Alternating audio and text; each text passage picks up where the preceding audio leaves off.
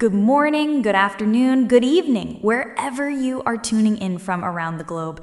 I'm Jenny, and with me, as always, is the brilliant Michael. And I'm Michael, excited to dive into a topic that's been making waves and stirring up quite a debate in the tech world and beyond.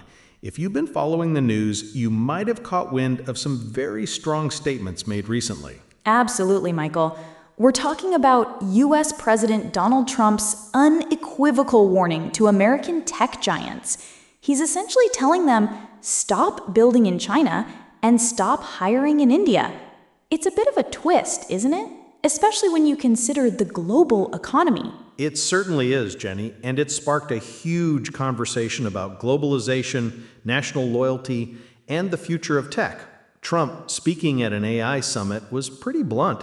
He criticized what he called radical globalism and instead championed patriotism and national loyalty for Silicon Valley. His core message was clear. For the US to win the AI race, American companies need to shift their focus squarely back home. He didn't hold back on specifics either. He pointed fingers directly at companies like Apple and Tesla, saying that their days of manufacturing in places like India or shifting profits to places like Ireland are over under his watch. That's a pretty bold claim.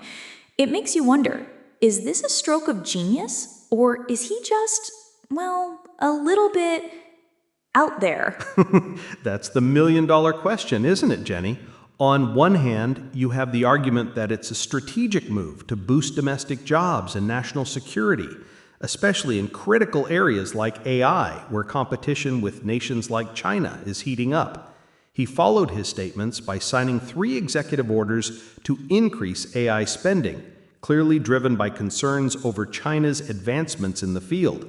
From that perspective, it seems like a calculated push for American dominance. But then you look at the other side. This wasn't just a one-off remark. The article points out that these statements came just weeks after he'd already urged Apple and Tesla to cut back on their manufacturing in India, citing what he perceives as high tariffs that are ripping off the US. So while the immediate context was AI, his broader message was a clear call for all US companies to abandon overseas hiring in a spirit of nationalism. And here's where it gets really interesting and perhaps makes some people scratch their heads. The article highlights that Trump's anti-globalization message was largely met with a healthy dose of skepticism within tech circles. Why? Because for many in the industry, globalization isn't just a concept. It's an irreversible reality, deeply ingrained in complex global supply chains. Some might say that trying to roll back such a fundamental shift is, a bit unhinged from reality. Exactly. Think about it. Major tech players like Google, Microsoft, and IBM, many of which are led by India-born CEOs, have massive operations in India. They see India not just as a cost-saving measure, but as a crucial market and a hub for incredible talent. The statistics are mind-boggling. US companies reportedly employ over 5 million people in India. It's a massive integrated system. So is his approach wildly visionary, or does it ignore the interconnectedness of the modern world? And as of 2024, nearly 2 million people in India are employed by approximately 1,800 offshore corporate offices, most of them American. This isn't just about cheap labor.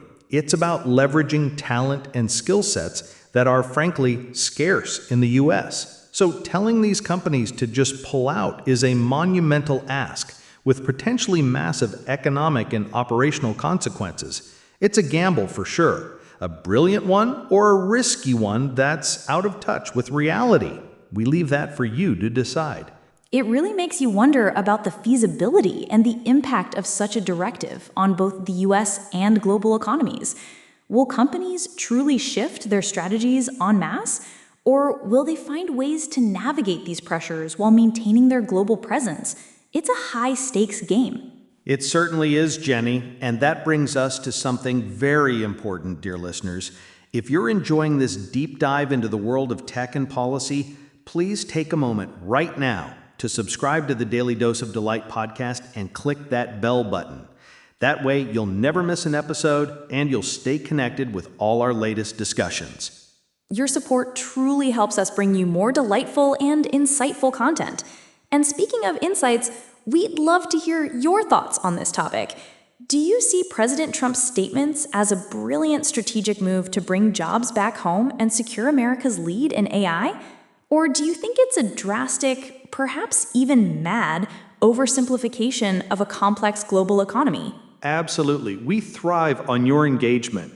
So, for Jenny and myself, thank you for joining us on this episode of the Daily Dose of Delight podcast.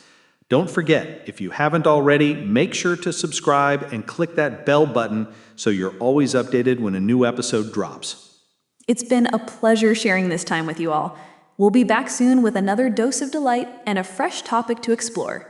Until then, stay curious, stay informed, and most importantly, stay connected. Bye for now. See you next episode.